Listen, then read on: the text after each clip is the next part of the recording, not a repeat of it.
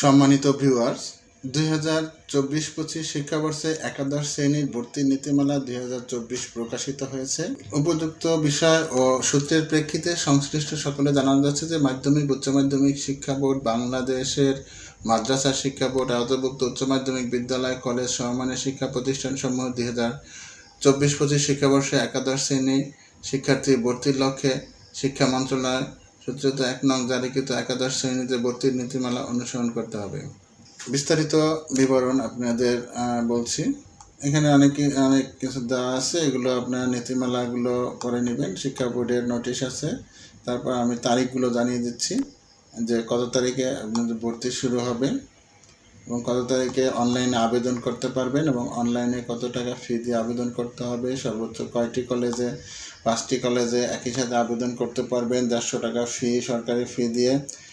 আর ভর্তি অনলাইনে আবেদন গ্রহণযোগ্য পুনরীক্ষণের আবেদন করবে। আবেদনের যোগ্য হলে তাদের এই সময়ের মধ্যে আবেদন করতে হবে। অনলাইনে আবেদনগুলো শিক্ষার্থী পছন্দক্রম ও মাইগ্রেশন প্রযোজ্য 26/5/2024 রবিবার থেকে 11/6/2024 পর্যন্ত।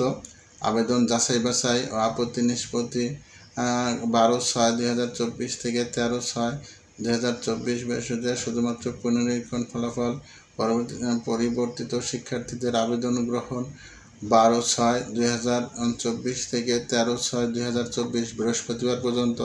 পছন্দক্রম পরিবর্তনের সময় 12/6/2024 থেকে 13/6/2024 বৃহস্পতিবার পর্যন্ত। 14/6 তারিখ থেকে 18/6 তারিখ পর্যন্ত। ঈদুল আজহা উপলক্ষে অনলাইন সার্ভিস ও কল সেন্টার বন্ধ থাকবে।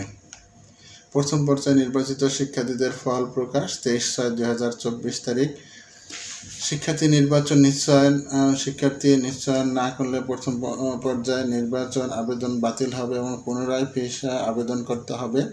29/6/2024 শনিবার রাত 8টা পর্যন্ত।